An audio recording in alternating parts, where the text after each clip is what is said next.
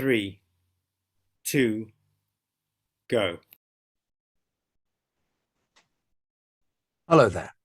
Welcome to the UK Actors Support Network's reading of A Christmas Carol by Charles Dickens and adapted by James Hutchison. I'm Jonathan Kidd, director for this evening's event. In March last year, theatres all over the UK were forced to close due to the coronavirus pandemic. With their work evaporated, many actors, designers and technicians have had a tough time mentally and financially. And for many of them, there's been little or no help from the government. Tonight's reading is the 7th in a series produced for the Actors Support Network by John Craggs, who you'll see tonight as Jacob Marley and other characters to raise funds for Acting for Others charities, which offer help and relief for those in the direst need. There's no ticket price for this event, but please donate whatever you can afford. You'll find the Acting for Others Just Giving link on the YouTube channel and also on the pinned tweet at Support British.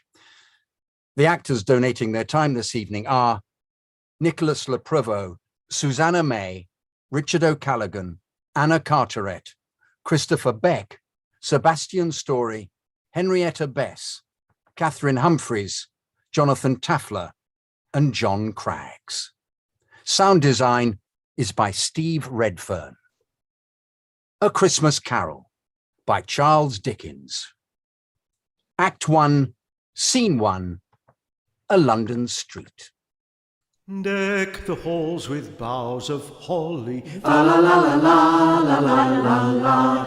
'Tis the season to be jolly. Fa la la la la la la la la. Don we now our gay apparel. Fa la la la la la la la la. Troll the ancient Yuletide carol. Fa la la la la la la la la. See the blazing Yule before us. Fa la la la la la la la la. Strike the harp and join the chorus. Fa la la la la la la la la. Follow me in merry measure. Fa la la la la la la la la. While I tell of Yuletide treasure. Fa la la la la la la la. My word, I love Christmas. There's a spirit in the air. Yeah, it is a time of joy and celebration.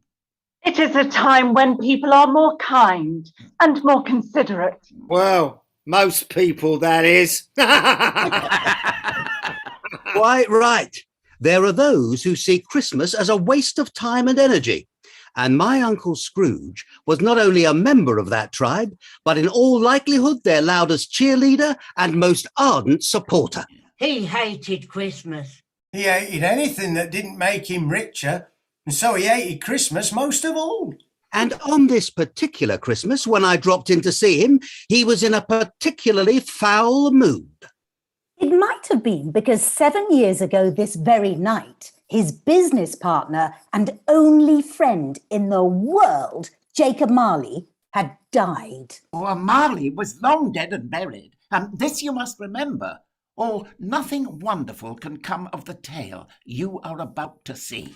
And so, on a crisp and chilly Christmas Eve, my Uncle Scrooge, That tight-fisted, Grasping, scraping, clutching, covetous old sinner was... Can you believe it? Conducting business in his counting house.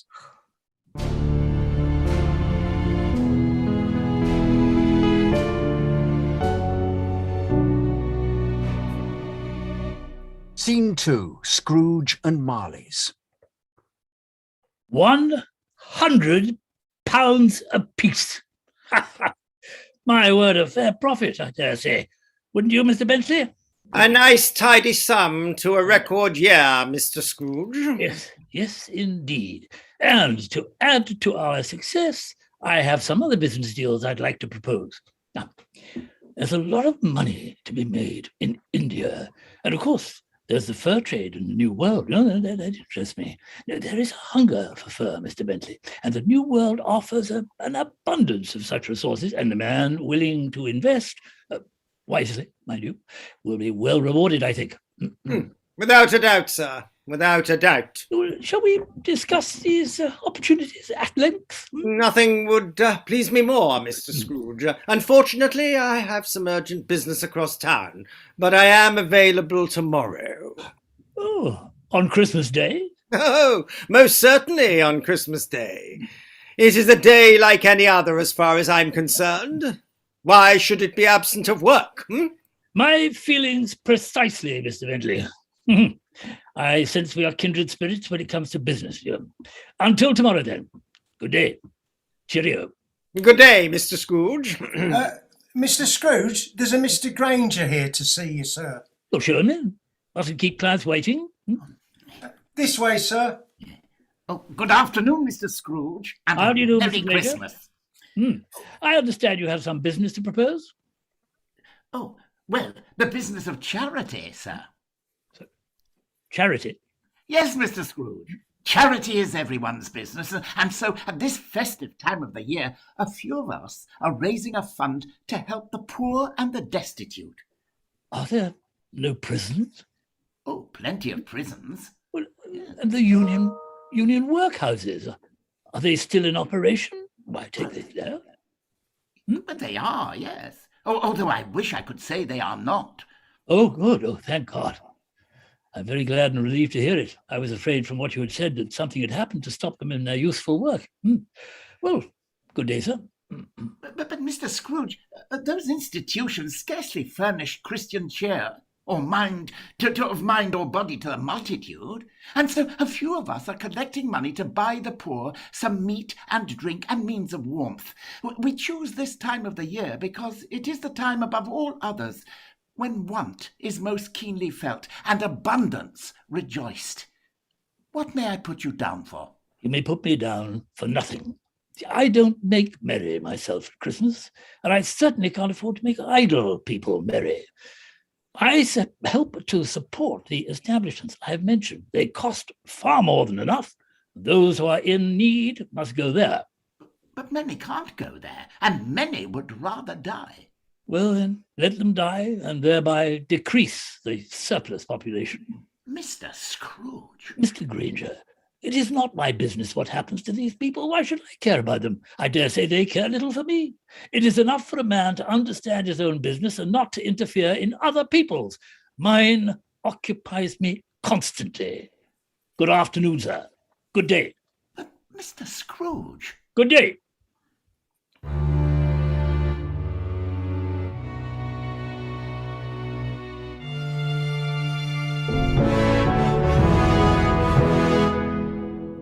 A Merry Christmas, Uncle. God save you. Bah! Humbug! Christmas a humbug, Uncle? You don't mean that, I'm sure. I most certainly do. Merry Christmas. What right have you to be so merry, huh? You're poor enough. Come now. What right have you to be so miserable? You're rich enough. What else can I be when I live in a world of fools such as this? Merry Christmas. If I had my way, every idiot who goes about with Merry Christmas on his lips would be boiled in his own pudding and buried with a stake of holly through his heart. Uncle. Nephew, keep Christmas in your own way and let me keep it in mine. But you don't keep it. Let me leave it alone, then. Much good may it do you. Much good has it ever done anyone. But, Uncle, I have always thought of Christmas as a good time. A kind, forgiving, charitable, pleasant time. The only time I know of when men and women open their hearts and think of the poor and unfortunate as fellow passengers on life's journey, rather than another race of creatures altogether. And therefore, though it has never put a scrap of gold or silver in my pocket, I believe that it has done me good and will do me good. And I say, God bless it. Well said, I must say. Oh, you agree with my nephew, do you, Mr. Cratchit? I do, sir. I think Christmas is a joyous time. Well, you let me hear another word from you, Mr. Bob Cratchit, and you'll spend your Christmas looking for another job. Is that understood? Yes, Mr. Scrooge. You're quite a powerful speaker, sir. I'm most impressed.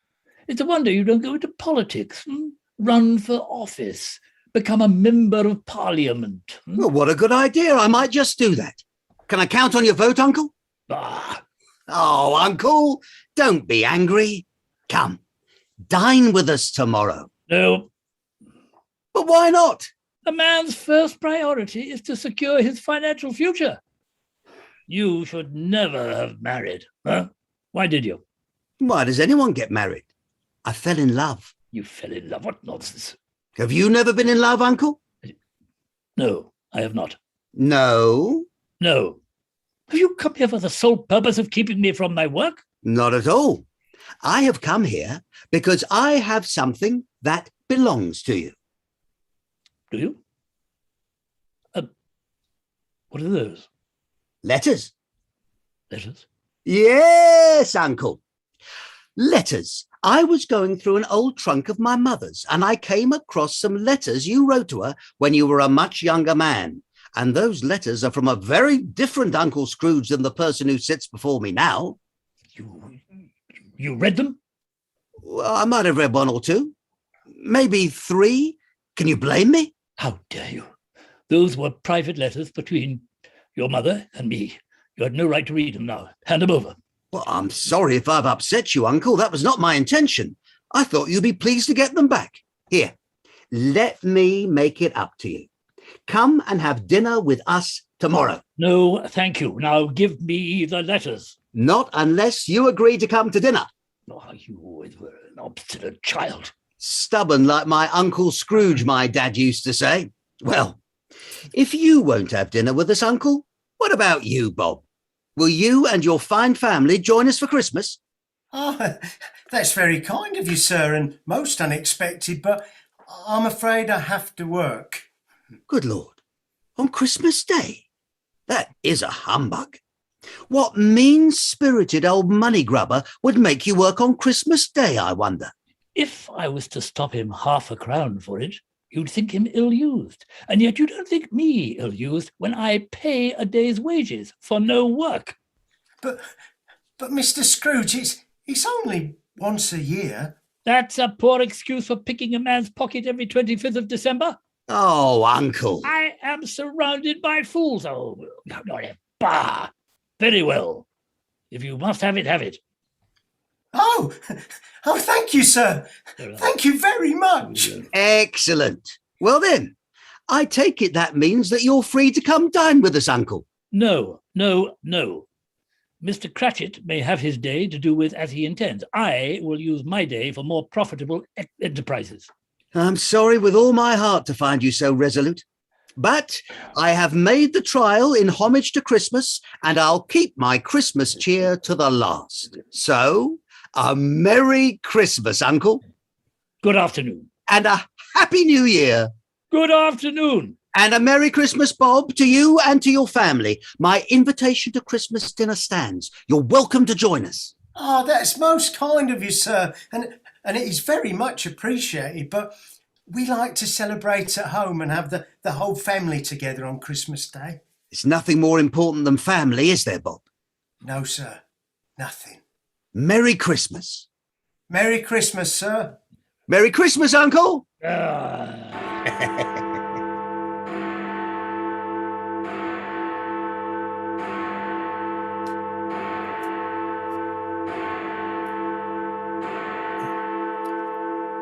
Well, Mr. Cratchit, you have tomorrow to do it as you like. But I expect you here at your desk all the earlier the following morning. Is that clear? Quite clear, sir.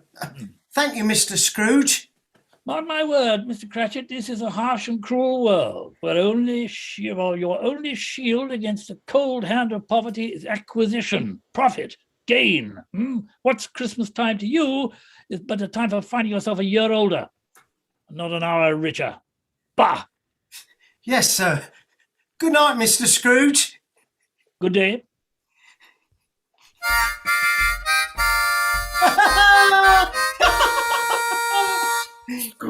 Scrooge. What's that? Hello?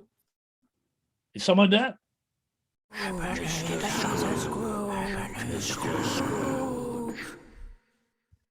Whoever's there, I'm warning you, I'm armed. Yes, I am armed, so you better show yourself. Come on, come on. Out of the shadows, whoever you are. Mr. Mr. Scrooge, I was just wondering now if you could help me out just a little bit here. I've got myself a little bit lost, and I was wondering if we could have a word or two about my contract that I have with you. What trick are you up to? What tricks are you up to? Go on, tell me. God, I am sick of this. I can't seem to get anything down. One person comes in, another person comes in. I've had enough of it. God, oh dear, oh dear, oh dear. What game you play, eh?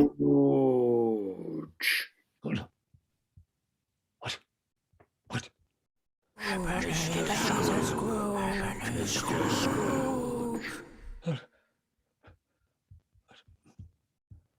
Scrooge? Who's calling Scrooge? Who are you? Who I'm warning you.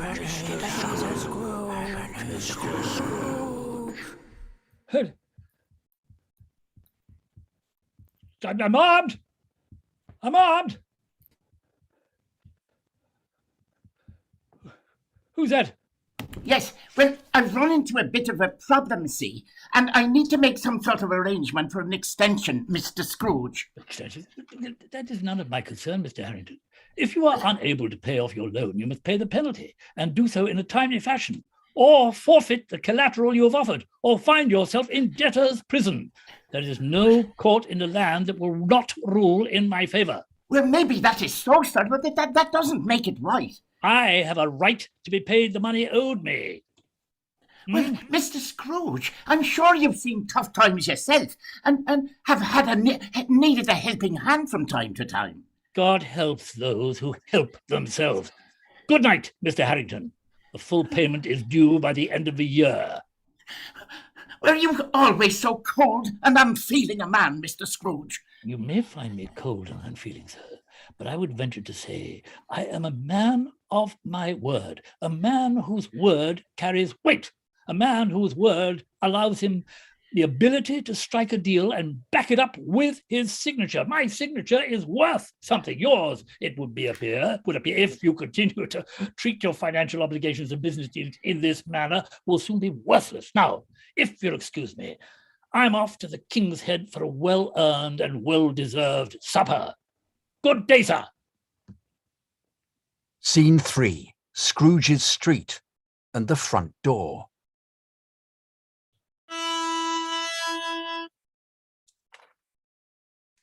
God rest ye merry gentlemen, let nothing you dismay. Remember Christ our Saviour was born on Christmas Day. Dear God. To save us all from Satan's power when we were gone astray. What's this? A cat fight? Oh, tidings of comfort and joy, oh, tidings of comfort and joy. What are you doing on my doorstep, boy? Singing, sir. Singing? Yes, sir. You wouldn't happen to have any change, would you, sir? For a poor boy just trying to make a few bob? Singing is not something I wish to pay for. Now, get out of here before I call a constable. Go on, hurry up. Go sing somewhere else, not here. Not at my door. You want money, then you should earn it. Go and work in the coal mines and find yourself some other paunch to haunt. Scrooge. Oh, what is it? Hello? Is there somebody there? Hello? Oh, Mr. Scrooge, I was just leaving. You are running rather late tonight, even for you, sir. And I do have my own family to think of. And what with tomorrow being Christmas and all, there's a lot of work needs doing. Now, I know Christmas means little to you, sir, but we mothers and wives find ourselves occupied with much preparation for the day. Yes. We all busy ourselves with what we think is important, Mrs. Dilber. Now, I've left your gruel by the fire, Mr. Scrooge, and put a cover on it to keep it warm. And I've put the bed warmer in the bed. Yep. It's a cold night, cold to the bones. The only people who don't feel this cold are the dead, I reckon. Yes, yes. Mrs. Dilber, Yes, Mr. Scrooge? have you noticed anything peculiar? Peculiar? In what way? No strange noises? Perhaps? No stranger than usual. This old place creaks and groans like an old man. Everything's quite normal then, is it? Everything is as it should be, Mr. Scrooge. Why? Is there something wrong? Well, it's just for a moment I thought that I saw her in the doorway. No, that's impossible. No, clearly, I have been surrounded by such fools. Oh, this entire day, the nonsense and silly talk of Christmas has had me hearing things and seeing things. And good night, Mrs. Dilber.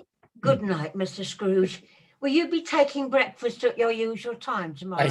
I see no reason why I should adjust my routine. Very well, Mr. Scrooge. I will see you first thing in the morning. Ebenezer Scrooge. Ebenezer Scrooge. Ebenezer Scrooge. Ebenezer Scrooge. Scene 4, Scrooge's bedchamber. This is such nonsense. This Christmas is a whole kind, hospitable, charitable time. A humbug, I say. It's all humbug.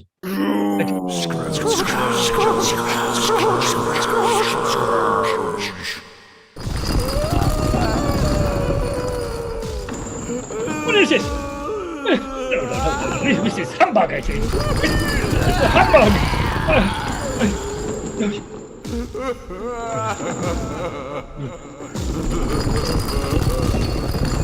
No! Not even Hannibal and his elephants could break down that door. You hear me? I advise you to leave this place at once, whoever you are. Scrooge! Leave me now! Leave me before I shout for the law. Have you arrested? You hear me? You'll spend your Christmas in a jail cell if I've had anything to do with it.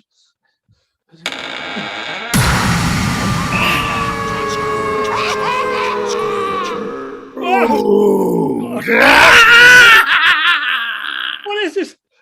Answer me, dreadful phantom. Who are you? What are you?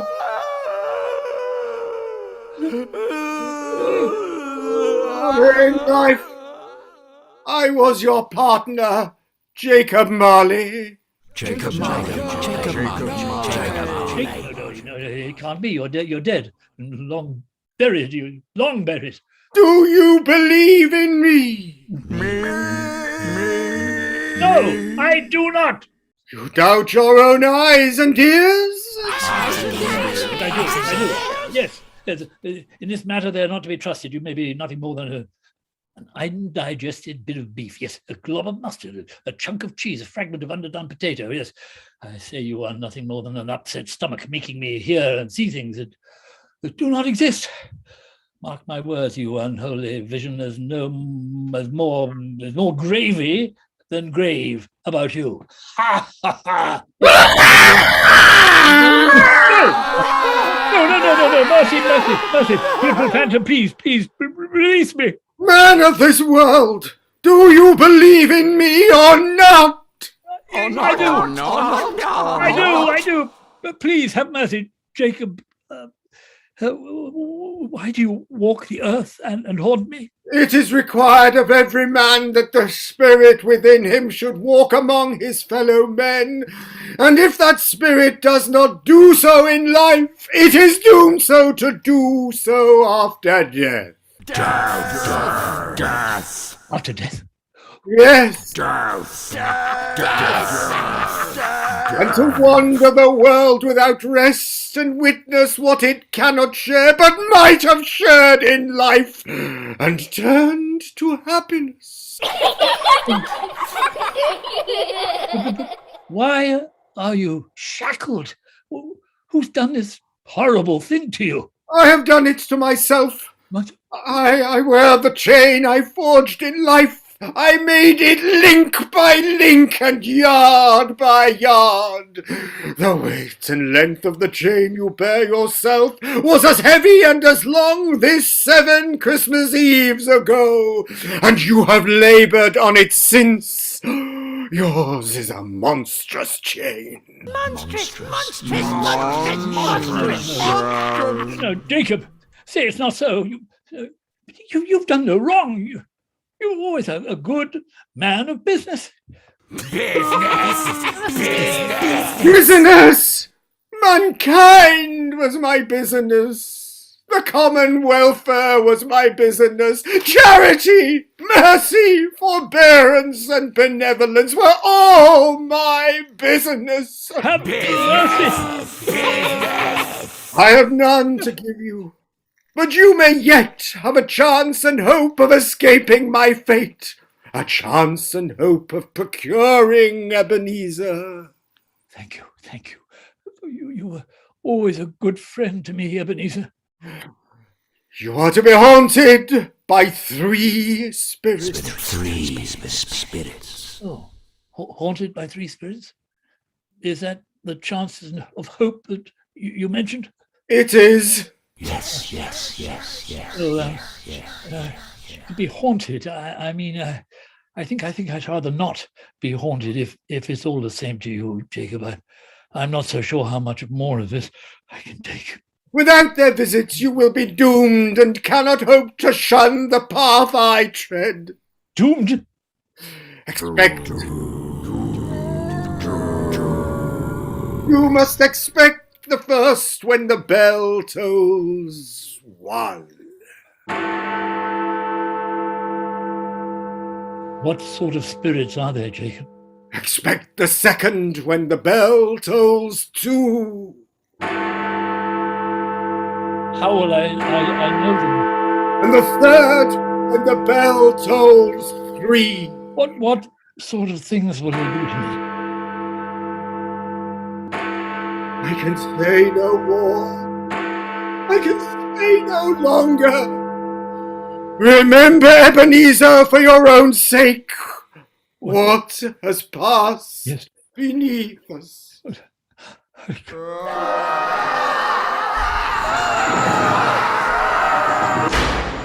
No.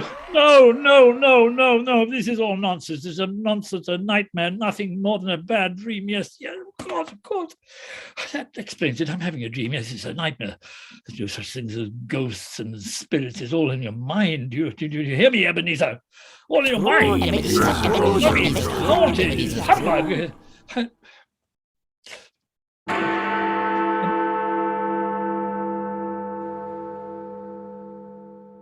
Are you the spirit whose coming was foretold to me? I am. Yes.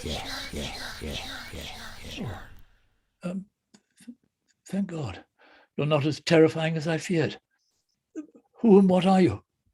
I am the ghost of Christmas past. Oh, are you indeed?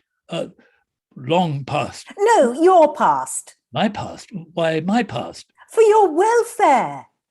Come, Ebenezer, take my hand. I have much to show you.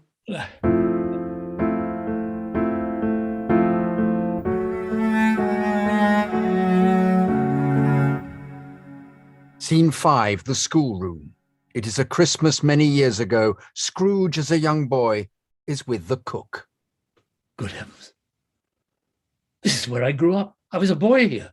These are shadows of things that have been. They cannot see us, nor can we change or influence them. Well, Master Scrooge, it would appear that according to the headmaster, you and I are to spend Christmas together. Am I not to go home? Oh, apparently your father would prefer that you stay here.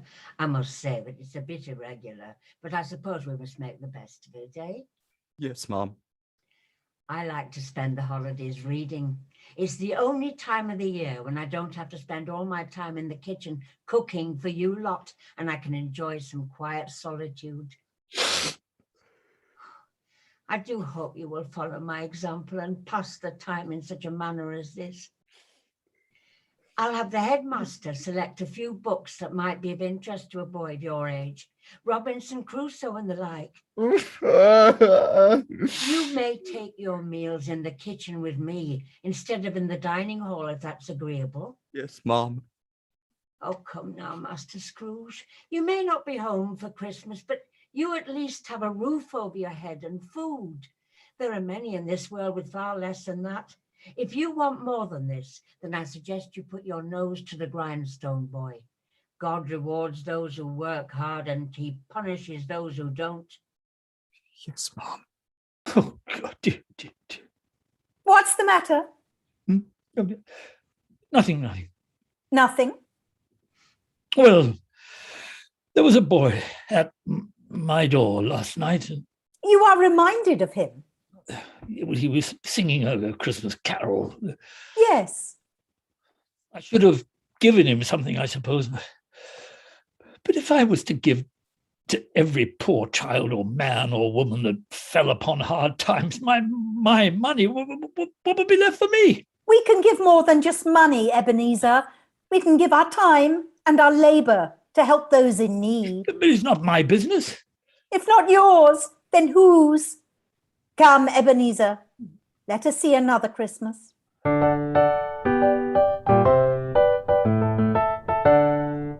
Scrooge is now a young man. He's in the schoolroom writing a letter. Oh, dear brother. Fan? Yes, dear brother.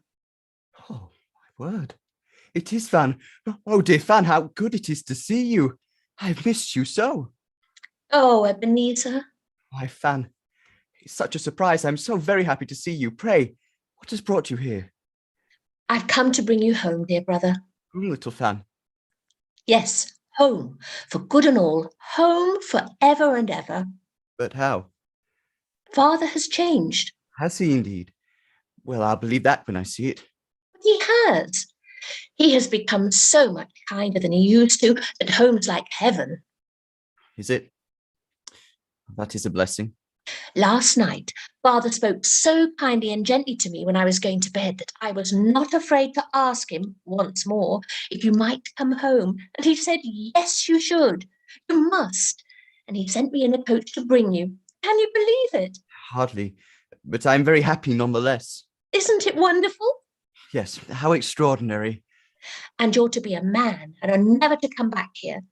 But first we're to be together all the Christmas long and have the merriest time in the world. You are quite a woman, little Fan. She was always a delicate creature, whom a breath might have withered. Yes, but she had a large heart. She was very generous and kind. She didn't have an enemy in the world. Oh, Fan. Oh, I've missed you. She died a woman. Yes, and far too young. What kind of God allows that, eh? I ask you. She should have lived. She had children. One child. Your nephew, Fred. Yes. He is not so unlike his mother in appearance or disposition, is he? No, that's true, he's not. But men need to be tough in order to get ahead in this world. My nephew is too soft-hearted. I've tried so many times to make him understand the importance of hard work and industry, but my advice seems to have a little effect upon him. Goes in one ear and not the other. I'm sorry to say this, but he's a fool and will always be so. And yet, he seems happy. Come, Ebenezer. There is more to see. There is more. There is more. There is more. There is more.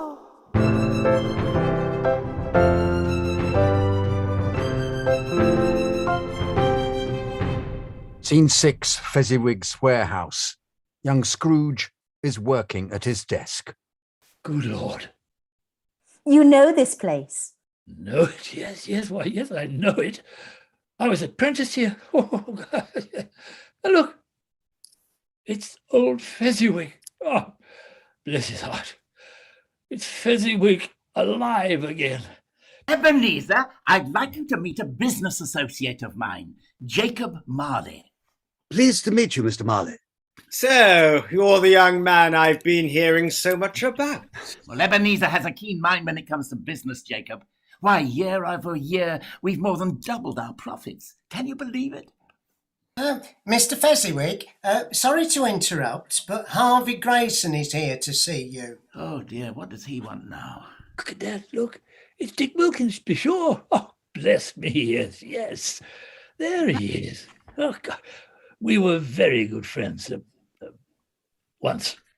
Perhaps you could ask him to call back later. Let him know that I'm busy. I tried, sir, but he says the matter is urgent and insists upon speaking with you at once. Oh, dear. Well, I should see him then. If you'll excuse me, Jacob, I won't be long. Oh, that's quite all right. You go ahead and attend to Mr. Grayson. I'd like a word with your young prodigy here, Mr. Scrooge. So, tell me, Mr. Scrooge, in your professional opinion, is old Fezziwig conducting his business in such a manner as to maximise his profits? Well, Mr. Marley, I don't think it's right for me to comment on my master's business affairs. Oh, come now. I'm asking your opinion not as a friend of Fezziwig's, but as a man of business. Is old Fezziwig, to put it plainly, making as much money as he could? Mr. Fezziwig is a good man, but maximising profit is not his first priority. Ha ha! I thought so. I was going to buy him out, Mr. Scrooge. I'd even made him an offer. And then you come on the scene, and suddenly old Fezziwig is drowning in money, and I ask myself, how did he manage that? Well, he didn't manage it, did he? You did. You're the one and a very shrewd man of business, you are, Mr. Scrooge. I'm most impressed. Well, thank you, Mr. Marley. That's very kind of you to say. Nonsense, I speak the truth.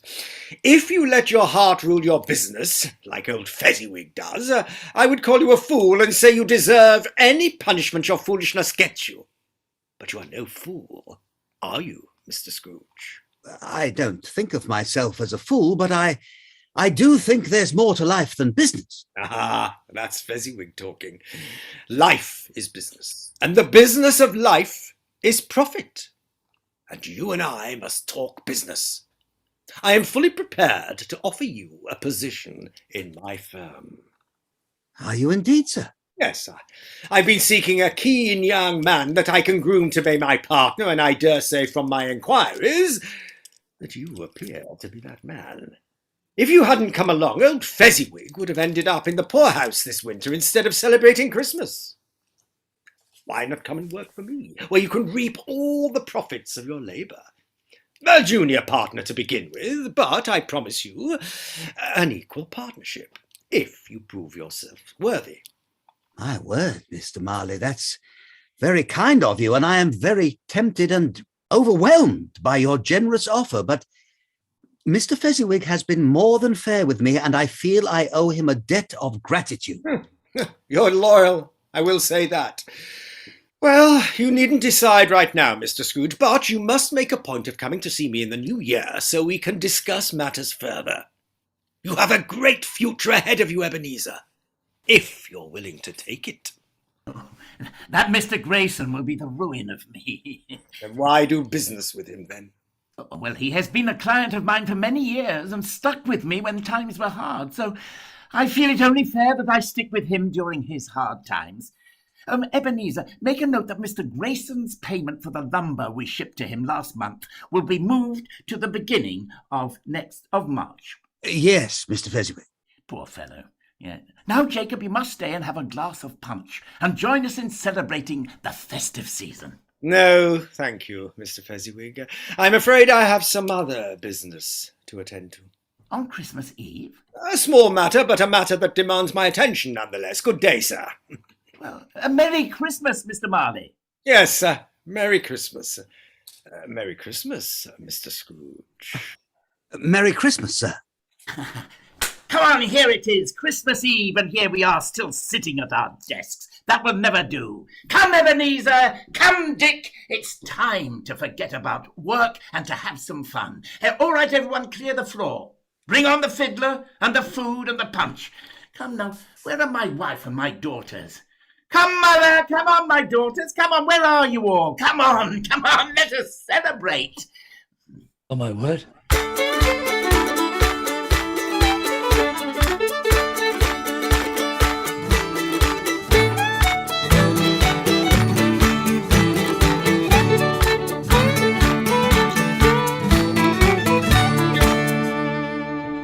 Oh, my word, it's Belle.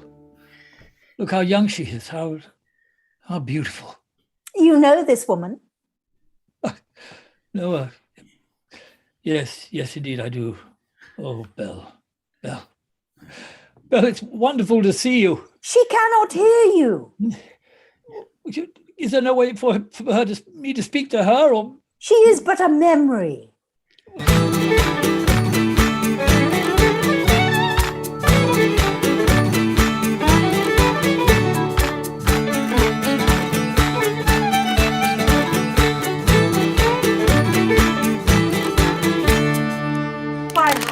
Mother, well danced, well danced, well danced, everyone.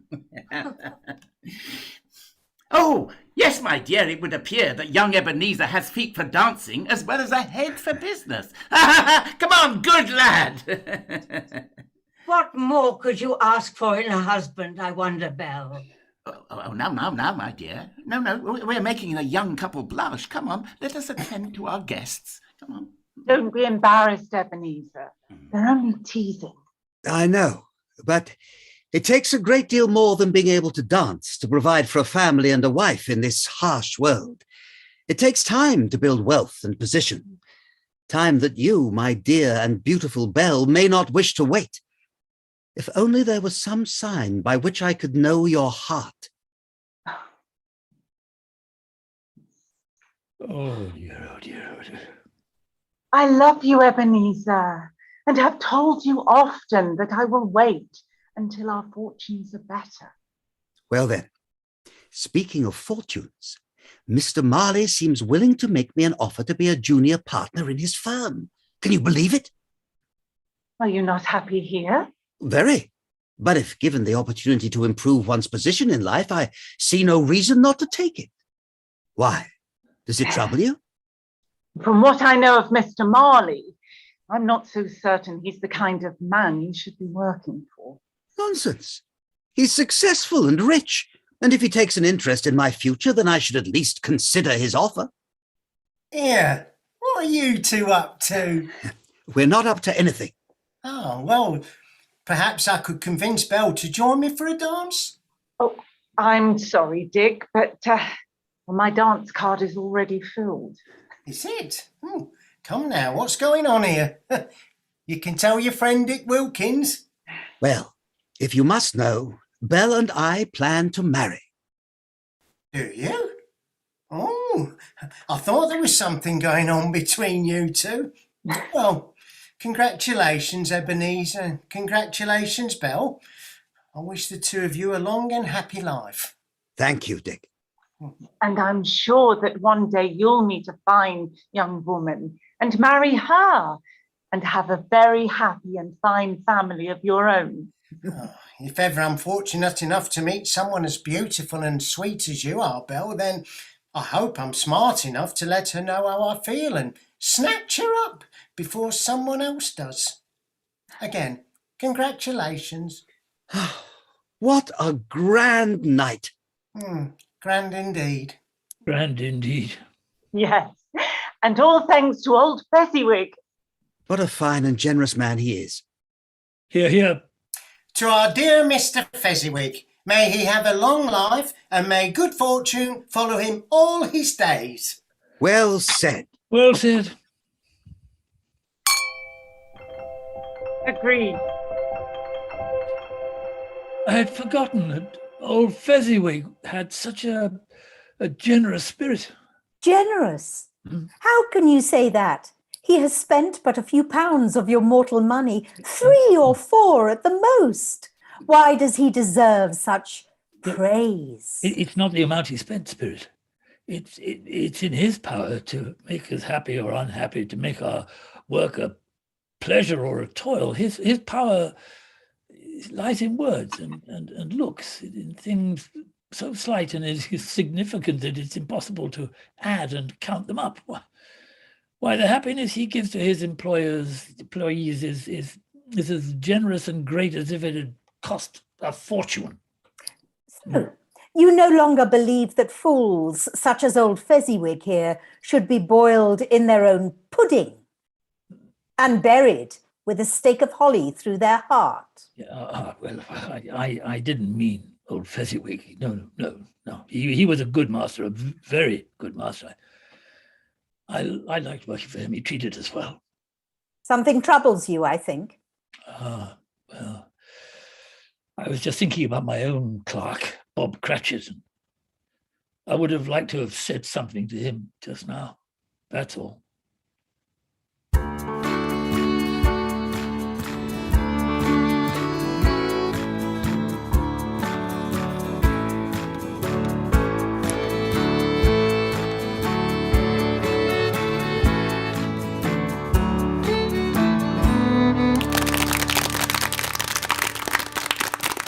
Now, I'm sorry, Belle, but if Scrooge gets to spend a lifetime with you, then I think I should at least get one dance. Is that too much to ask? Ebenezer? Oh, go on. Put the poor man out of his misery. But only one dance, mind you. Then she's all mine, Dick. Come, Ebenezer. Oh, off we go. Can we not stay a little longer? We cannot. Why not? There is still much to see, and my time grows short. Come, hurry! Hurry, hurry, hurry, hurry, hurry, hurry, hurry.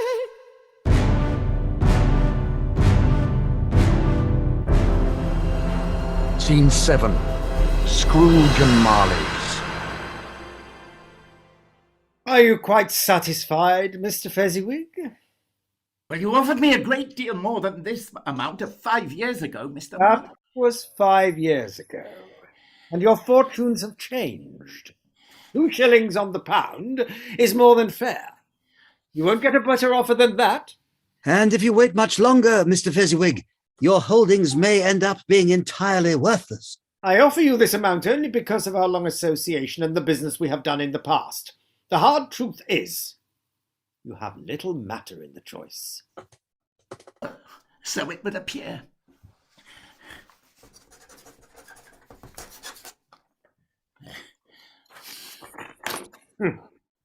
You've made the right decision. You have until the end of the week to vacate the premises. You are free to take whatever personal items you like, but remember, anything in the company name now belongs to us. Cheer up, old man. You're not completely without means. Ebenezer, what a bargain, eh? I would gladly have paid twice, 3 times the amount. You never accept the first offer. It is always far below what the buyer is willing to pay. Poor fool. With business sense like that, is it any wonder he drove his company into the ground? Come, what's the matter? Feeling sorry for Fezziwig, are we? I'm just worried about what will become of the old man, that's all. Oh, he's only in this situation because of his own doing. How many times have I told you, Ebenezer? Business is business, and if you let your emotions and personal feelings interfere, it clouds your judgment. Yes, of course, you are right. Business is business. The only thing that matters in business is making a profit. And making the biggest profit you can, right, Jacob? Right you are. Come on. Let's celebrate. Let's toast our success. Ah, yes, of course I will, but... Oh, Belle. Ah, but you have some domestic matters to take care of first, it seems. Of course. You do that. I leave you two alone then, shall I? Belle? Mr. Marley? What has brought you here at this time of day? I spoke with our friend, Dick Wilkins, and he told me that you and your partner, Jacob Marley, are going to buy old Fezziwig's. Yes, we have, in fact. The deal is done. You just missed the old man. You never told me. I don't discuss my other business dealings with you. Why should this be any different? Dick also told me that you were cutting everyone's wages by half. Yes, well, that can't be helped. Why do you think Mr. Fezziwig had to sell? He was careless with his money, paying his staff far more than his competitors and extending credit when he shouldn't. We'll get the company back on its feet, sell it, and make a good profit. Ebenezer. It's business, Belle. And what am I to you then? A bad investment. Oh, don't be silly. Oh, I'm not being silly. Another idol has replaced me in your life. And if it can cheer and comfort you in the future, as I would have tried to do, then I have no just cause to grieve. What are you talking about? What idol has displaced you? A golden one. There is nothing in this world as harsh as poverty. How can you condemn with such contempt the pursuit of wealth? Oh, you fear the world too much. Because there is much to fear. Oh, you were not like this when we first met. I have seen your more noble aspirations disappear one by one until all you care about is profit and gain. I'm not changed towards you, am I? Oh, you are. Do you not see it? Everything I have done has been for us. Then why have we not married? You are certainly wealthier now than you were 5 years ago. One bad investment, one deal gone wrong can ruin a man. You think I want to end up like old Fezziwig? I think not. Yeah, I think you are changed. When our contract was made, you were a different man. I have not changed. When we were of one heart, our marriage promised happiness. But now that we are of two, my heart is filled with misery. Oh, so I make you miserable, do I? Are you not miserable?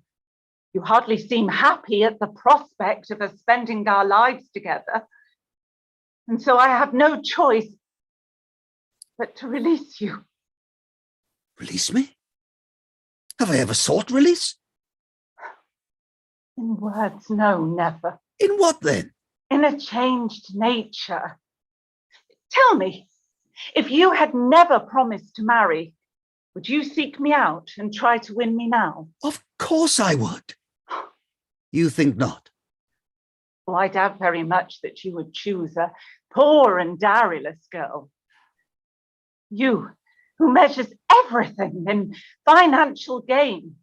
And if you did choose her and turn your back on your one guiding principle, you would in time come to regret your decision. And so I release you with a full heart, for the full of love of him you once were, and for what we could have been. May you be happy in the life you have chosen.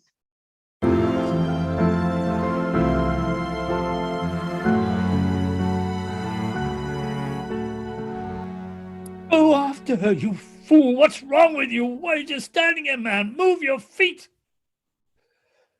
Ah, she's gone then. Yes. Don't listen to him. What are you waiting for? Come now, Ebenezer. Let us toast our success. Today is a new beginning.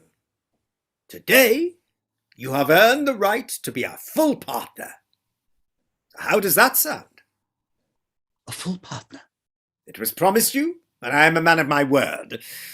You have more than proven yourself, and in honour of the occasion, I'm going to the expense of having a new sign made with both our names on it. We will be a force to be reckoned with, I dare say. Yes, Jacob, a force to be reckoned with. A full partner, my word. Ah, a full partner. Cheers! Cheers.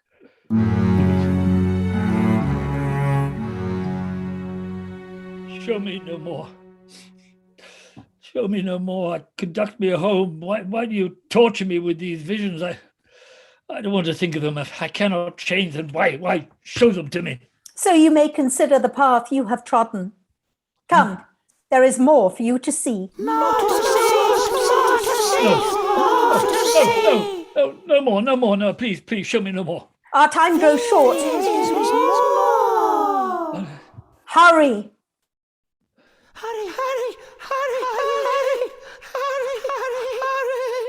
Scene 8, Belle's home.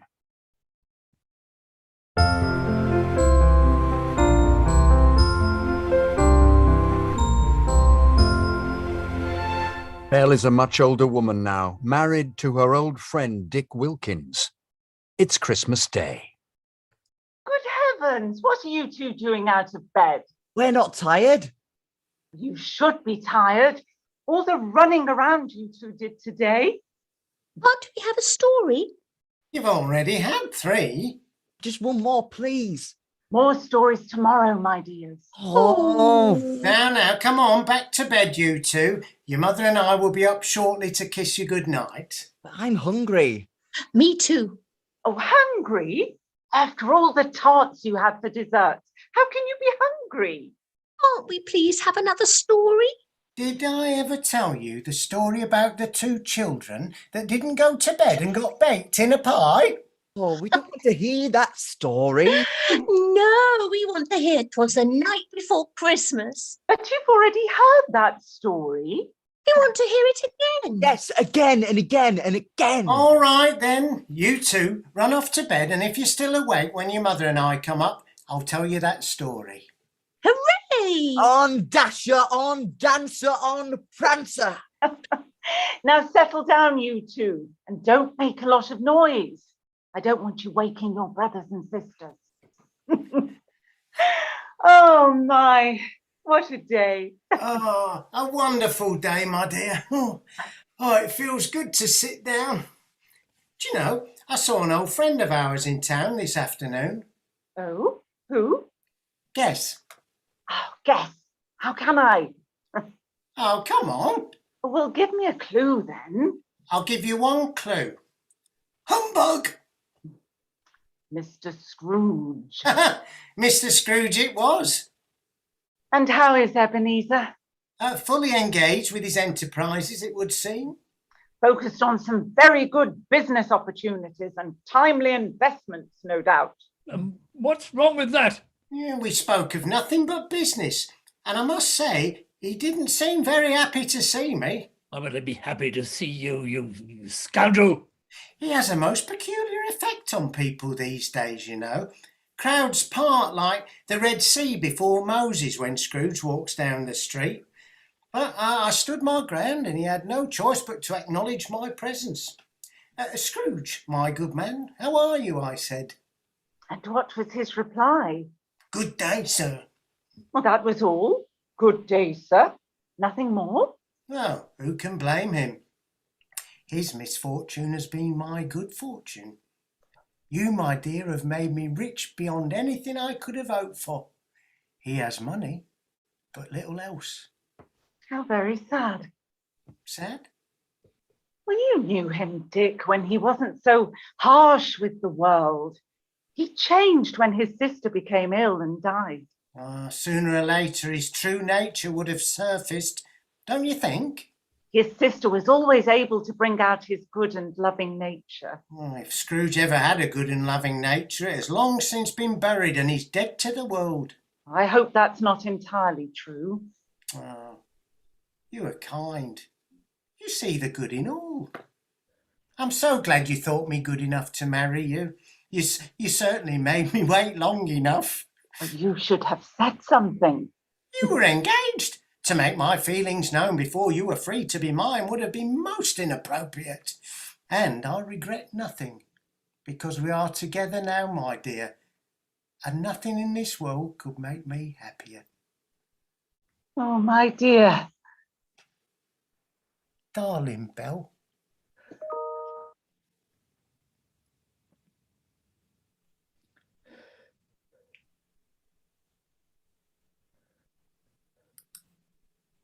Oh, Spirit, remove me from this place. Why do you torture me? Why do you show me these things? These are the shadows of things that have been. They are what they are and cannot be changed. Please, I cannot bear it. Show me no more. Leave me. They haunt me no longer. I don't want these memories. Wash them from my mind and leave me in peace.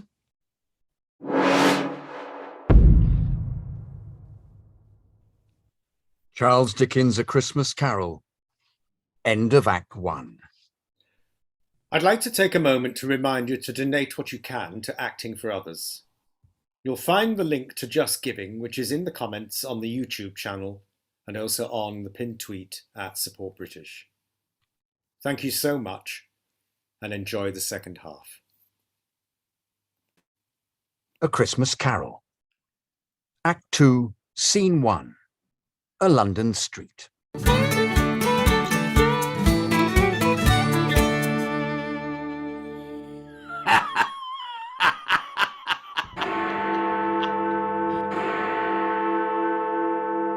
Oh, my word! What sort of spirit are you? Oh, do you not know me? I do not know you. You're not familiar to me. Oh, well, I am. Let me find my place and I'll tell you who I am. Because. Well, I don't know who you are. I don't know who you are or where you're going or what happened. Oh, Lord, forgive me. Oh, Spirit. Spirit, I'm exhausted from my previous encounter and I cannot go on. I do not wish to seem ungrateful, but I'm tired and in need of sleep. Here! Drink from this cup, and you will be restored in much more than this, and given the strength to continue. Oh. We have much to see, and little time. What? Drink up, man. Drink up, all right. Oh. I am the ghost of Christmas present.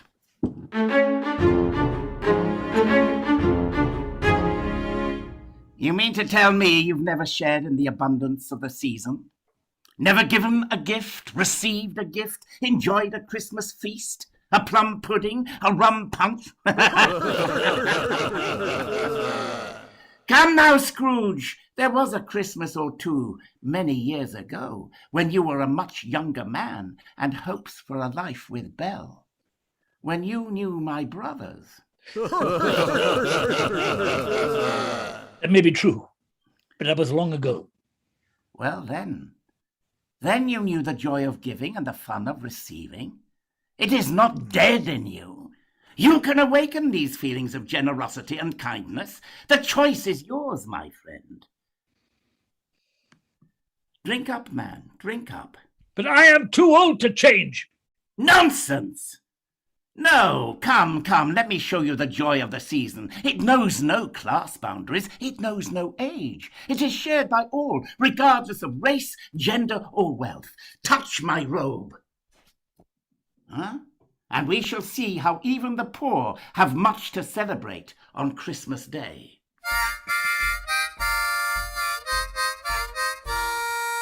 Scene 2. Bob Cratchit's home.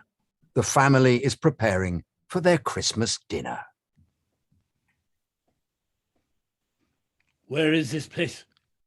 This is the home of your clerk, Bob Cratchit. It is a modest dwelling, but a happy one. The way, Mother. Goodness me. Settle down before you crash into something or make me drop a plate and break it. Where's Daddy, Mummy? Why isn't he home yet? Oh, your father and Tiny Tim are probably up to some mischief, knowing those two. They should have been home long before this.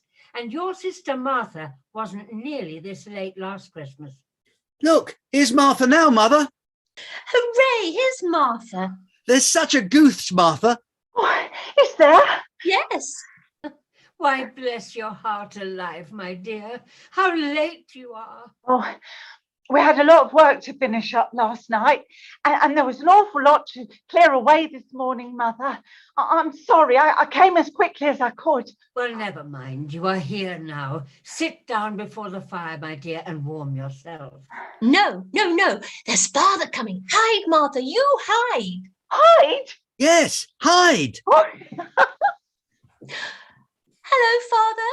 Happy Christmas, Father. Yes, happy Christmas indeed. How are you, my dear? Very glad you and Tim are finally home. It all smells delicious, doesn't it, Tim?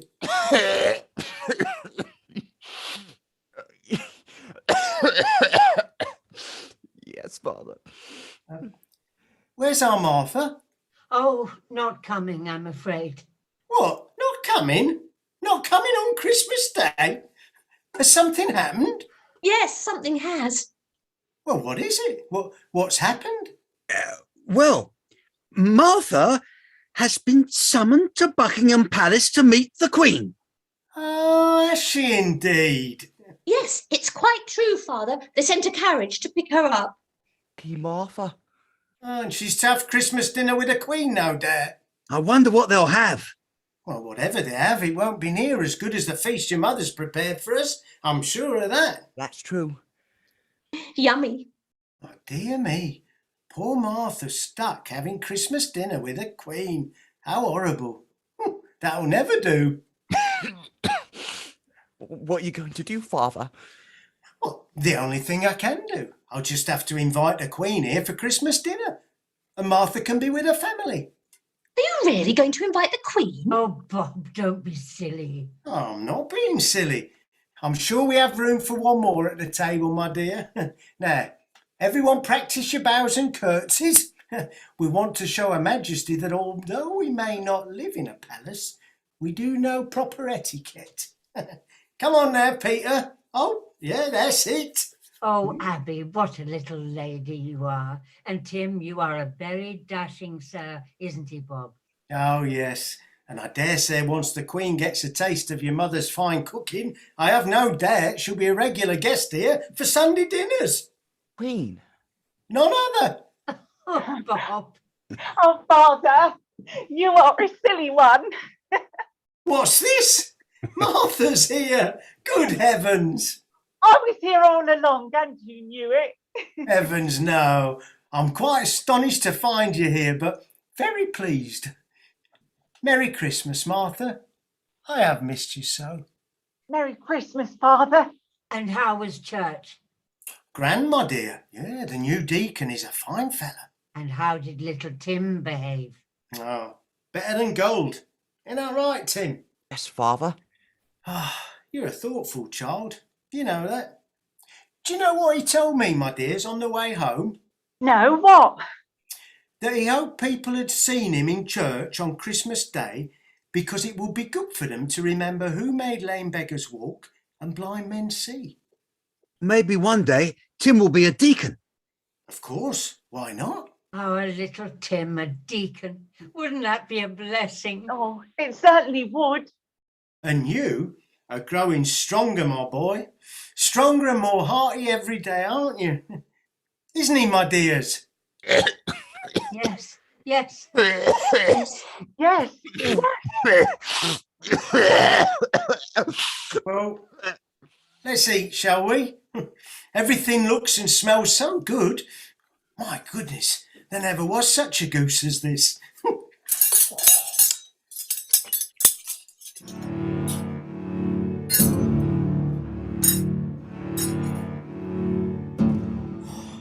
Seems like a very small goose for a family this size. And what of it? There are many in the world with far less than that.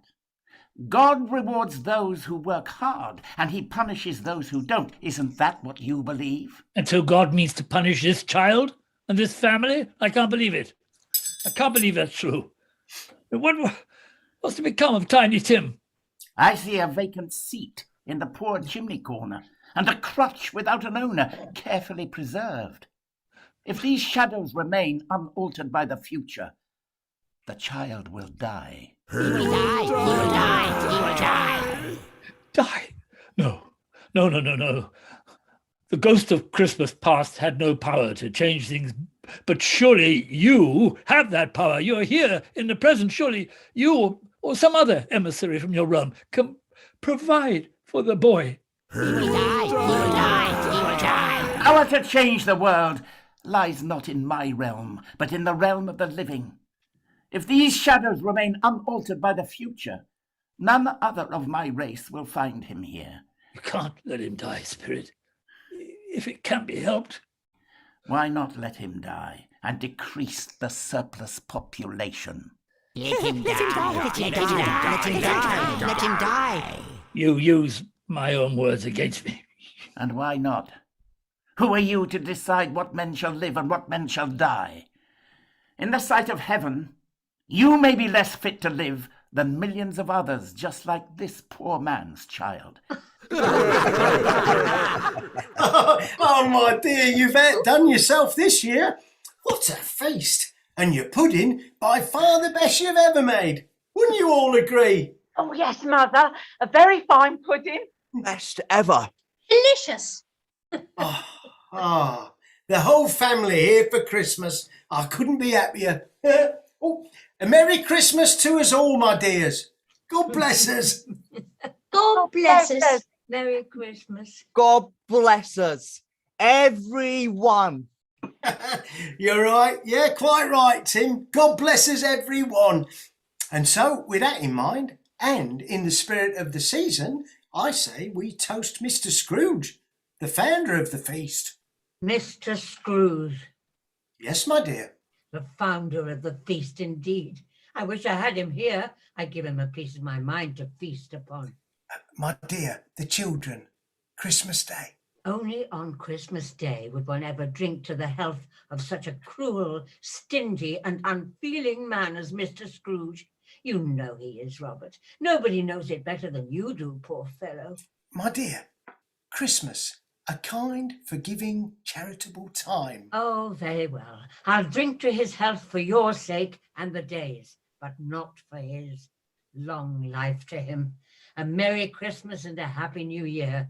He'll be very merry and very happy, I've no doubt, Mr. Scrooge. Mr. Scrooge! Mr. Scrooge! Well then. Bless Mr. Scrooge. Well done, Tim. Well, what say we have a song then, eh? How does that sound? Oh, what a good idea. What shall we sing? Jingle bells. Yes, jingle bells. All right, jingle bells it is.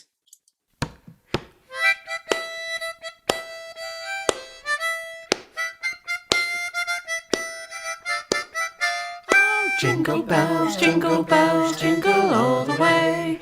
Oh, what fun it is to ride in a one-horse open sleigh.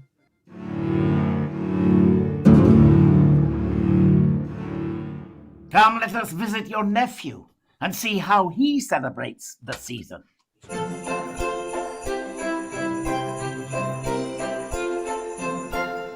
Scene 3. Fred's home. Fred, his wife Emma, her sister Rose and friend Topper are all playing a game of yes and no. Is it living or dead? Yes or no questions only, my dear, remember? Oh, sorry. Is it living? Yes. Is it an animal? Oh, yes. Is it a cow? No. Oh, does it live in the country? No. In the city, then? Yes. Does it growl? Oh, yes. Is it a dog? Woof woof. No. A cat? Meow. No. A rat? No. Is it a horse? No. A jackass? Yes and no. Oh! I know what it is, Fred. I know it. It's your Uncle Scrooge. Yes. When I saw him yesterday, he said that Christmas was a humbug. Can you believe it? A humbug? And he believes it too, poor fellow. More shame for him, Fred. What a thing to say. He's a comical old fellow, that's the truth, and not as pleasant as he could be. Oh, that's certainly true. But his offences carry their own punishment, and I have nothing to say against him. Well, he is very rich. One of the richest men in London. What of it? His wealth is of no use to him. No, I'd make good use of it. I'm sure you would, Topper. But what good does he do with it? He certainly doesn't make himself comfortable with it. I have no patience with him. Oh, I have. I'm sorry for him. I couldn't be angry with him if I tried. Who suffers by his harsh and uncaring attitude? Himself, always. Here he takes it into his head to dislike us and not come to dinner, and so he loses a very fine dinner and a chance to celebrate the season. Ah, very true. I'm sure it will be a very fine dinner. Thank you. And yet, there was a time when he wasn't such an unpleasant old fool. What are you talking about, Fred? He often wrote to my mother, and I came across some letters he'd sent to her when he was a young lad in school and during his courtship to someone named Belle. You had no right to read those, Fred. Courtship? Scrooge was Engaged? I don't believe it. Believe it? That's quite right. Why shouldn't you believe it? Now, does that change your opinion of him? To know that he was once in love, that he once had hopes of becoming a husband and a father? Not any husband I would like. What happened? I've made a mistake. I don't know. The engagement was broken off for some reason. He probably lost interest. You know, interest. Scrooge, he's a moneylender. Oh, yes, I get it now. Well, whatever happened, that's the Scrooge my mother loved. He was a very different man than the man he has become. How sad. Isn't it? And so I plan to give him the same chance to have Christmas dinner with us every year, whether he likes it or not, for I pity him. He may rail at Christmas till he dies, but he can't help thinking better of it if he finds me going there in good cheer, year after year, and saying, "Uncle Scrooge, how are you? Merry Christmas and come and have dinner with us." And if the only outcome is that he takes it into his conscience to leave his poor clerk, Bob Cratchit, £50, then that's something. Hear, hear, Fred. Well said. And so, in considering the merriment he has given us, I think we should drink to his health. A Merry Christmas and a Happy New Year to the old man. He wouldn't take it from me, but he may have it nonetheless. Uncle Scrooge. Uncle Scrooge. Uncle Scrooge.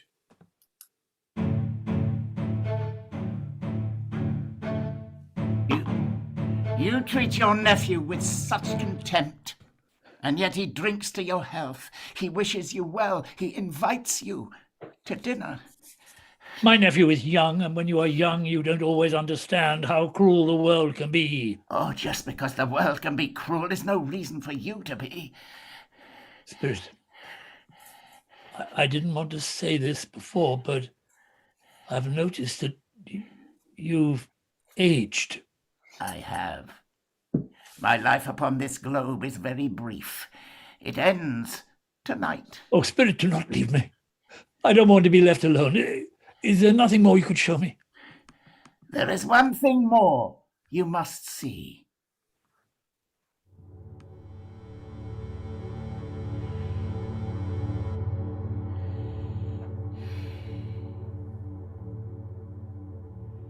This girl is want. And this boy is ignorance. Beware them both, but most of all beware this boy. For if he is allowed to grow unchallenged, he will bring the world nothing but doom. Those who know him well live in fear and act on fear with violence and hate. If you encounter this boy, speak against him and all that would use him. Silence him with love and compassion and knowledge. For this is the long road towards understanding, compassion, and peace. Understanding, compassion, and peace.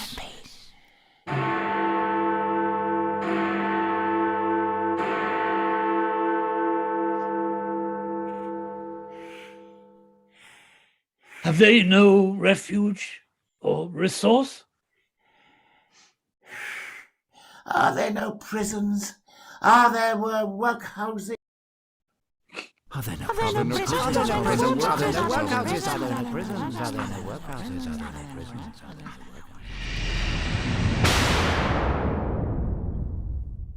Am I in the presence of the ghost of Christmas yet to come? Yeah. And you are here to show me the shadows of things that have not happened yet, but will happen in the future. Oh, ghost of the future, I fear you more than any spectre I have seen tonight. I do not want to continue this fight. I know it is your purpose to do me good, and I know that you have lessons to teach me. And so I am prepared to bear your company.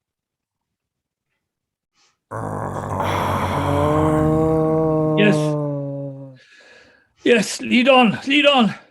The night is waning fast, and it is precious time to me, I know.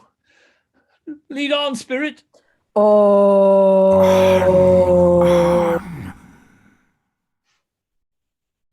Scene 4. The city.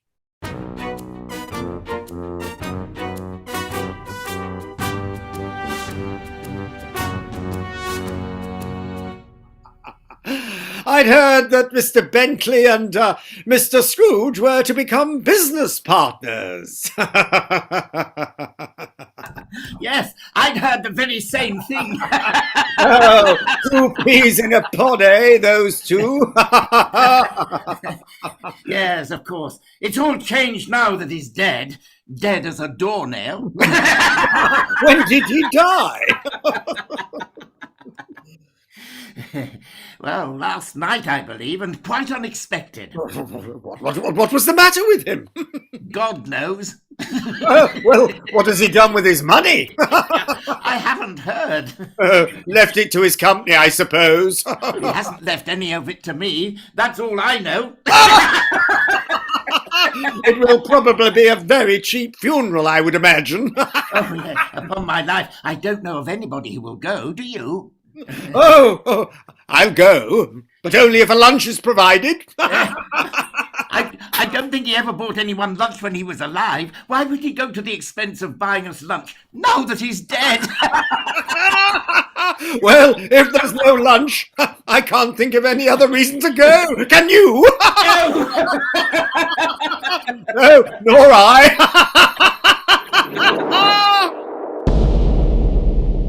Spirit? Those men, I know them. How far into the future is this? Is it Mr. Bentley who's died? Am I to learn from his life and his nature so that I don't make the same mistake? Why do you not speak to me? Yes, there's more to see. I understand. Lead on, and I will follow.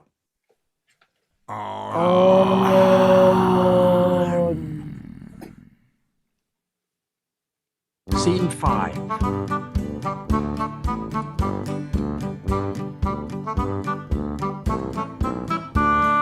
Scene 5, Old Joe's.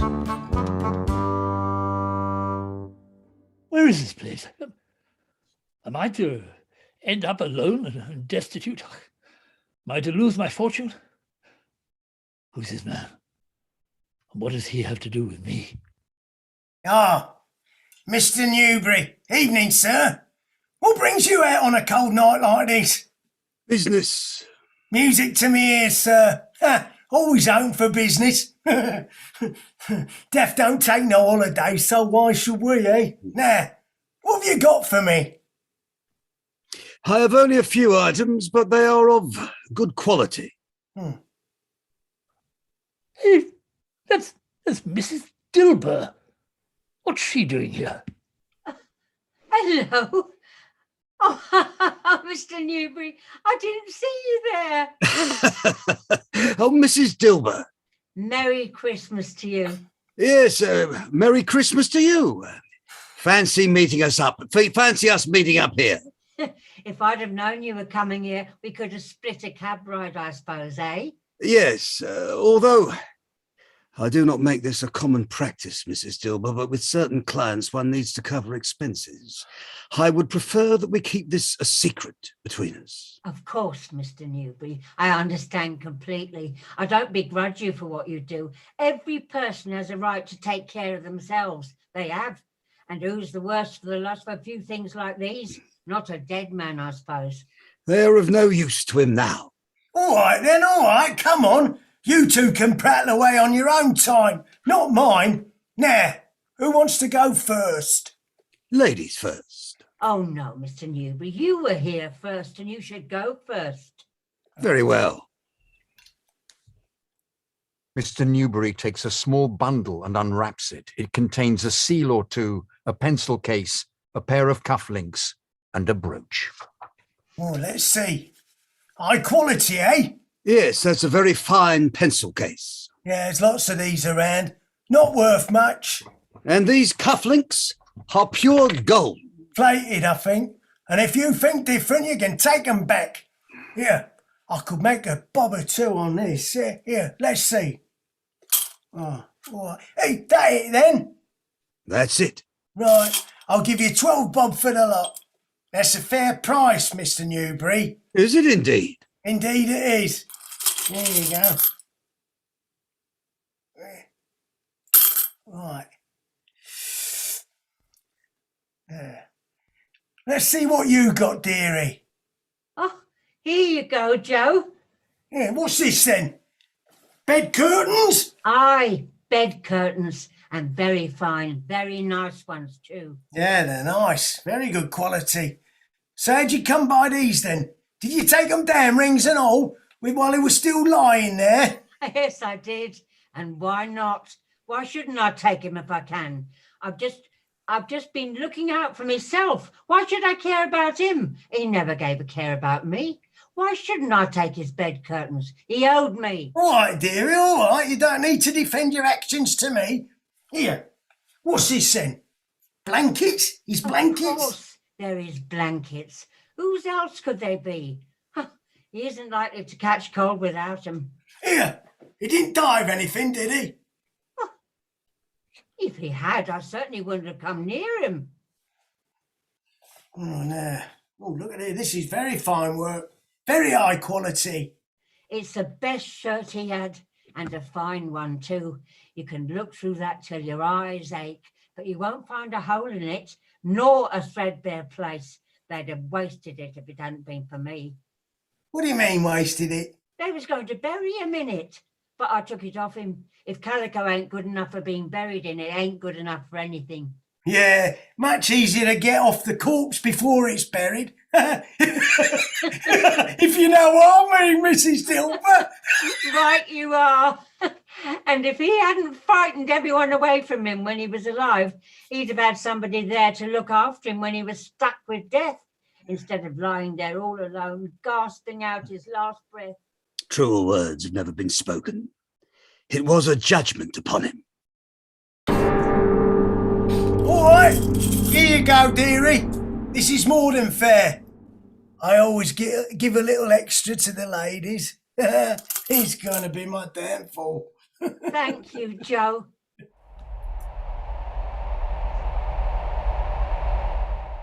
Oh, Spirit, is there no man, woman, or child to grieve for this poor man, to offer a kind word, to feel some emotion at his passing?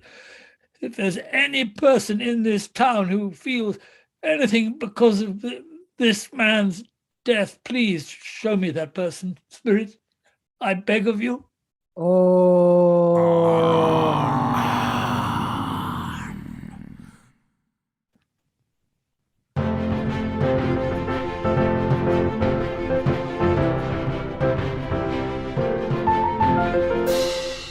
Scene 6.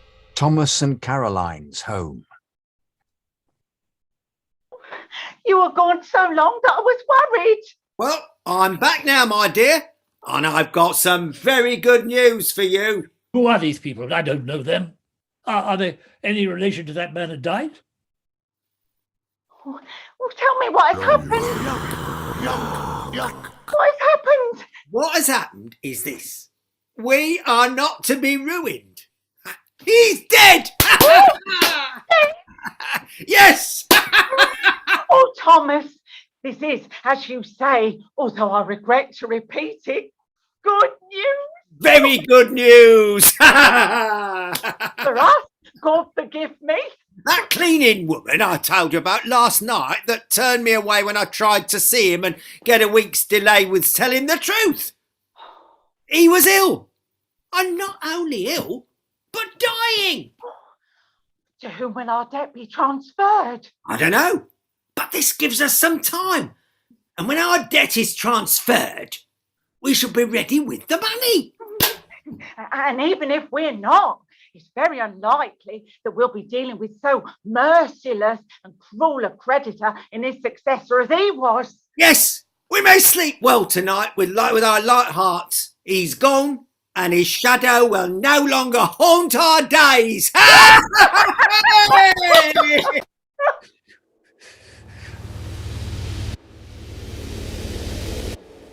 You show me this. This is not what I asked to see. Can you not show me some tenderness connected with the death? Some grief for a soul that walked this earth?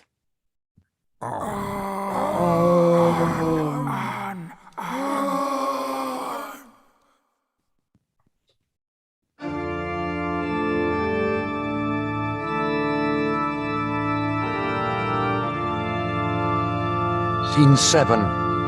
Bob Cratchit's home.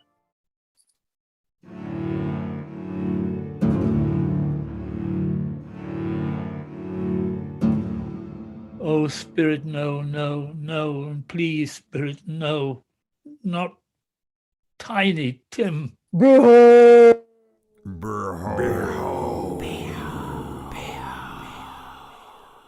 The Lord is my shepherd, I shall not want.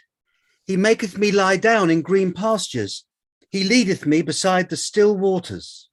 He restoreth my soul. He leadeth me in the paths of righteousness for his name's sake. Yea, though I walk through the valley of the shadow of death, I will fear no evil, for thou art with me. Thy rod and thy staff, they comfort me. Thou preparest a table before me in the presence of mine enemies. thou anoints my head with oil.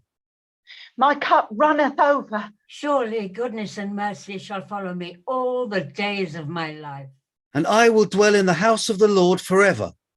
Very nice, Peter. What a fine voice you have. Very nice, Martha. You two must read to your father when he gets home. Yes, mother. Yes, mother. He's very late. It is well past his time. He seems to walk so much slower these last few evenings, mother. Yes, but I have known him to walk very fast with Tiny Tim upon his shoulder. Very fast indeed. And so have I, often. Me too. But he was very light to carry, and your father loved him so that it was no trouble at all. Ah, at last, there is your father at the door.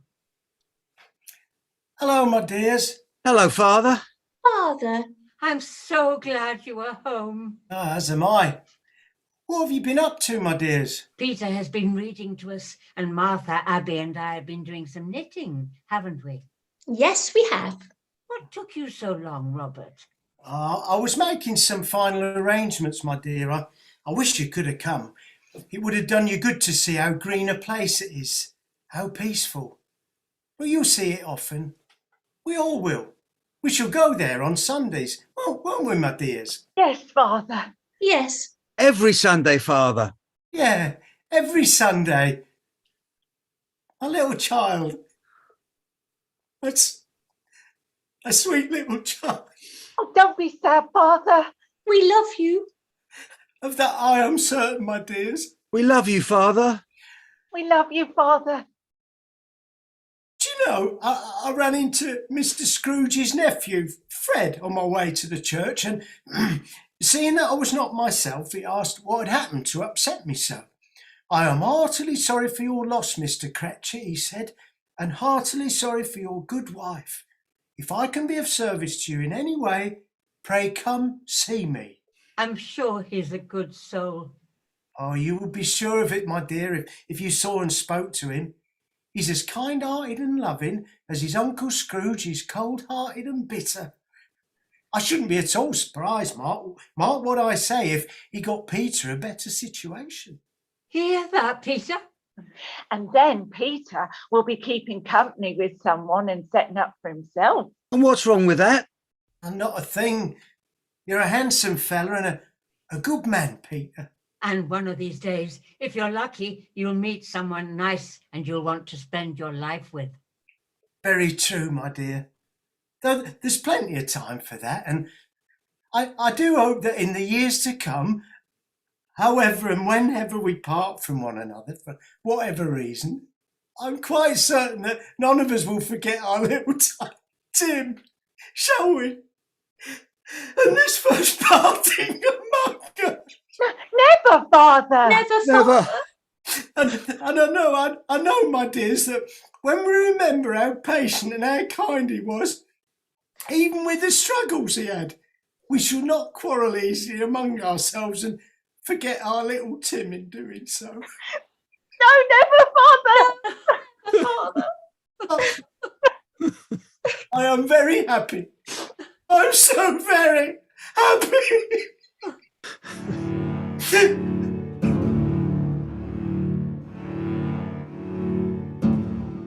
I do not belong here. I should not be here. I should let this poor family grieve in peace. Oh, Spirit, I sense our parting is at hand. Although I don't know why. Can you not tell me who this man is that has died?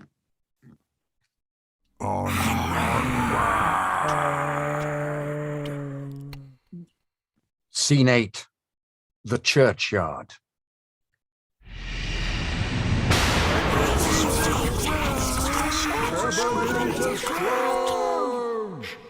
Spirit, before I draw nearer to that gravestone to which you point, answer me one question. Are these the shadows of things that will be, or are they shadows of things that may be only? Look! Yes. Men's actions foreshadow certain ends, to which, if persevered, they must lead. But if the courses be departed from, the ends will change. Is that not true? Answer me. Who lies buried here? What fate awaits me? You lie buried here.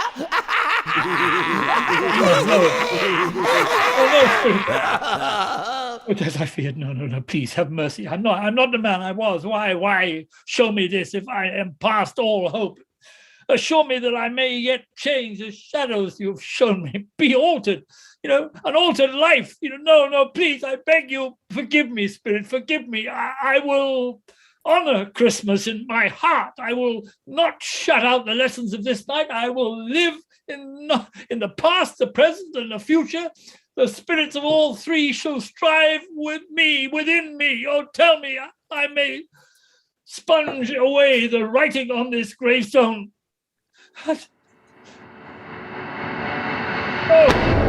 No, please, forgive me. I am a changed man. Oh, where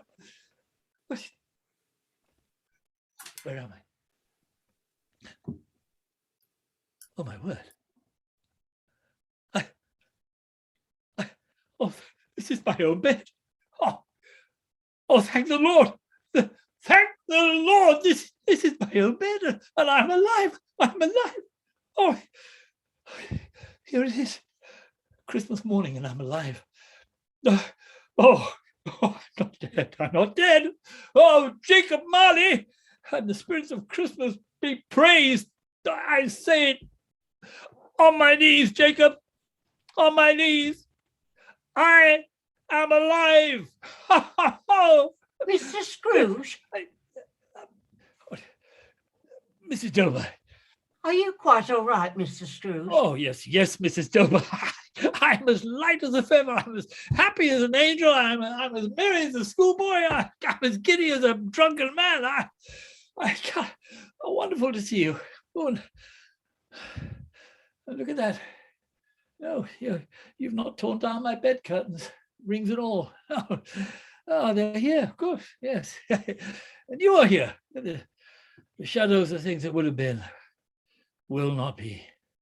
No, I'll make certain of that. Will you, sir? Oh, yes. I say, there's the door by which the ghost of Jacob Marley entered. The ghost of Jacob Marley? Yeah, and here's the ghost of Christmas past, where the ghost of Christmas past, long past, not my past. That's where he appeared. Just,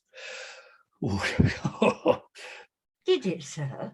And here Here is where I saw the wandering spirits. Yes. Oh, yeah. Oh, sorry, Mrs. Dilbert. Calm yourself. I didn't mean to scare you. I don't know what you're talking about, Mr. Scrooge. I'm talking about Christmas, Mrs. Dilbert. The joy of the season. I'm sorry if I frightened you. Here, Mr. Scrooge, are you quite all right? You're acting a bit peculiar, and forgive me for saying so, but maybe you should have your head examined. Maybe I should. Yeah, what a good idea. I wonder what they find in it. I'll fetch the doctor, shall I? No need, no, I'm quite sane. Now, run along to your family. Get home to your family. What are you doing here with me on Christmas morning? What horrible old penny pincher would make you work on Christmas Day? Why, you would, Mr. Scrooge. Yes, I would. That's true, I would. But not any longer. Here is a £1 note for you to take and spend on you and your family this Christmas. A whole pound? Are you sure? That's a lot of money, that is. I'm very sure. Oh, why, thank you, Mr. Scrooge. That is most kind and generous of you. Thank you. Merry Christmas, Mrs. Dilbert. Merry Christmas, Mr. Scrooge.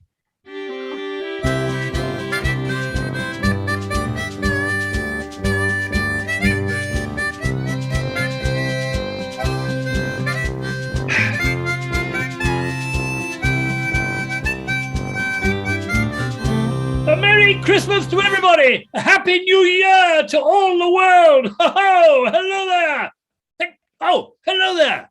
You there, girl, boy, hello? Hello? Hello? Do you know the butcher's in the next street but one at the corner? We do? Oh, what an intelligent girl. Do you know whether or not they've sold the prize turkey that was hanging there? Not the little prize turkey, the big one. One as big as me. What a delightful child. Yes, that one. It's hanging there still?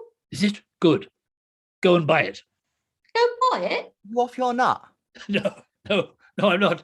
I'm not off my nut. Good heavens, I'm in earnest. I assure you. Go and buy it and tell them to bring it here to Mr. Scrooge so that I can tell them where to take it. Come back with the man and I'll give you a shilling.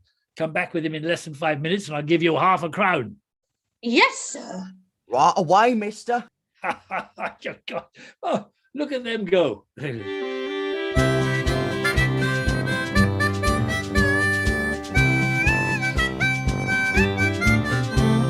I'll send it to Bob Cratchit.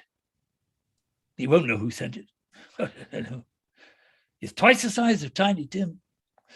I don't deserve to be so happy, but I am. I can't help it. What to do? A whole day to spend celebrating the festive season. Scene 10, a London street. It's Christmas Day and the street is filled with people.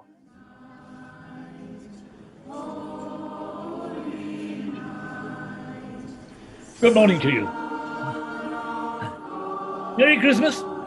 Oh, Merry Christmas to you. My dear Mr. Granger, how are you? Mr. Scrooge? I hope you succeeded in your venture yesterday. It's an excellent cause. A Merry Christmas to you, sir. You are Mr. Scrooge, aren't you? Yes, that's my name. And I fear it may not be pleasant to you. Allow me to ask your pardon. I would like to make a donation of £1,000 to your fund. Lord bless me, my dear Mr. Scrooge, are you serious? Yes, if you please. Not a farthing less. A great many back payments are included in it, and a great many more donations are to come, I assure you. Will you do me the favor? My dear sir, I don't know what to say to such generosity. Oh, don't say anything. And do include my partner Jacob Marley's name on the donation, if you please. See, this was all his doing, you see.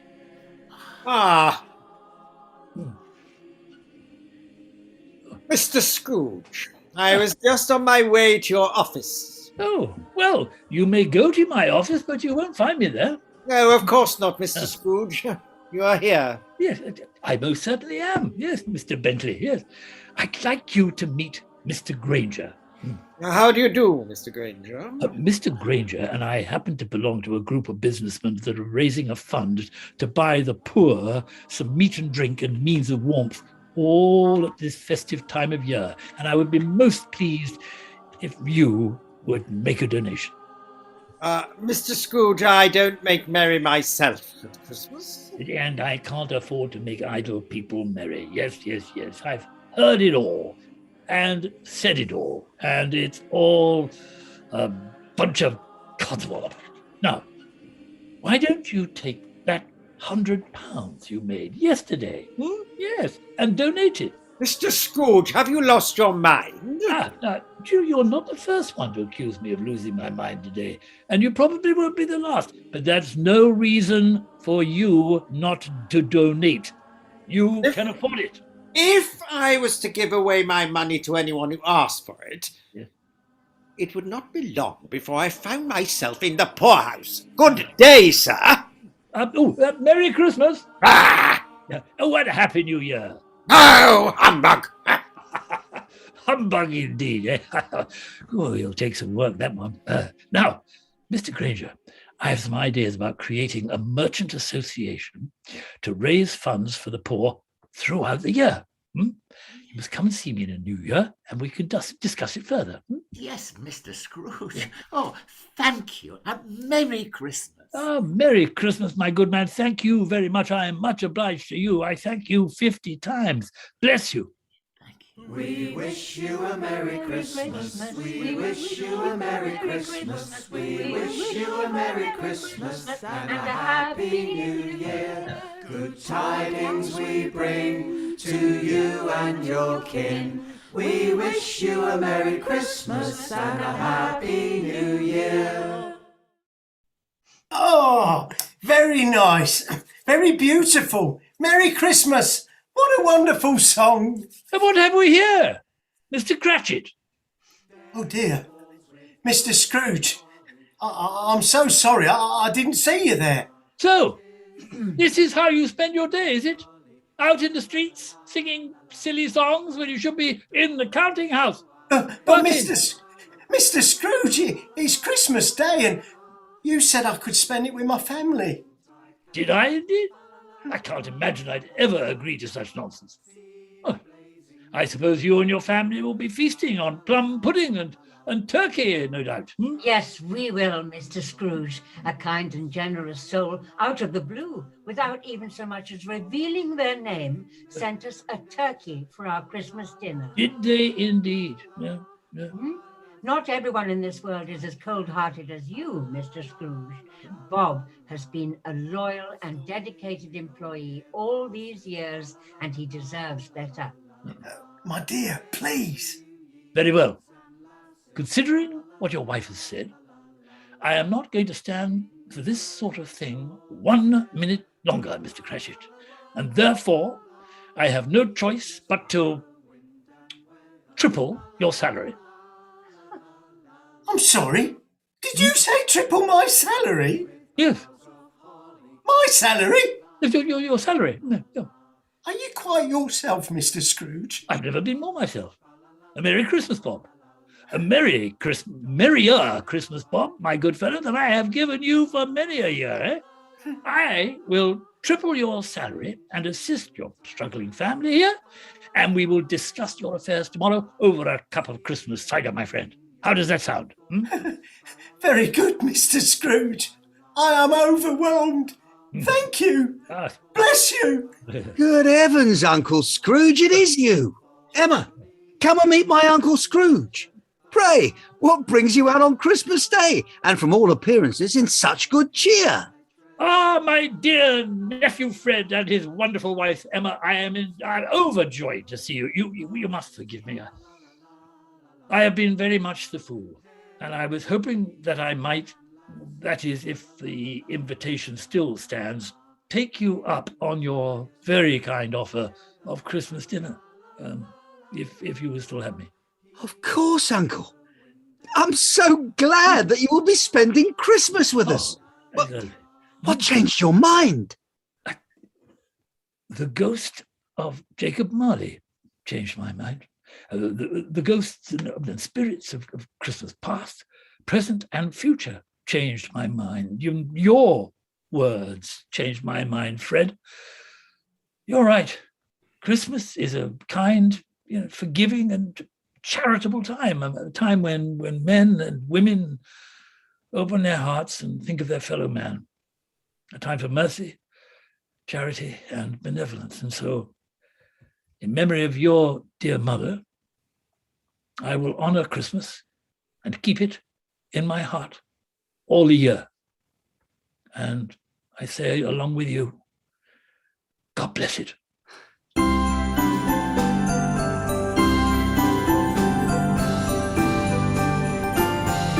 And do you know, my Uncle Scrooge was better than his word. He did it all and much more. And to Tiny Tim, who I'm happy to say did not die, he was a second father. Scrooge became as good a friend, as good a master, and as good a man as the good old city of London knew, or any other good old city, town, or borough in the good old world. And from that time on, it was always said of him that he knew how to keep Christmas well, if any man alive possessed the knowledge. May that truly be said of us all. And so, as Tiny Tim observed, God bless us all. Everyone.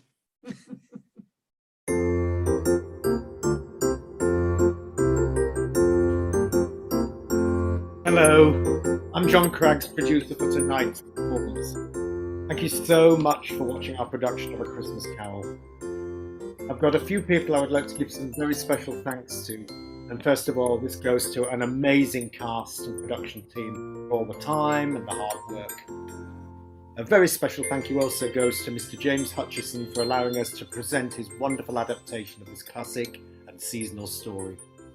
And another thanks has to go to the wonderful, wonderful Steve Redfern for all his music creations, sound effects, assisted by Christopher Beck. So please continue to donate to Acting for Others. You can find the link to Just Giving, which is in the comments section on the YouTube channel, UK Actor Support Network, and also on the pinned tweet at Support British. There will be a replay of tonight's performance, which will be coming soon, which will also be pinned to my account at Support British. So, a very, very big thanks once again from myself and the company. Wishing you all a very, very happy Christmas. Happy Christmas.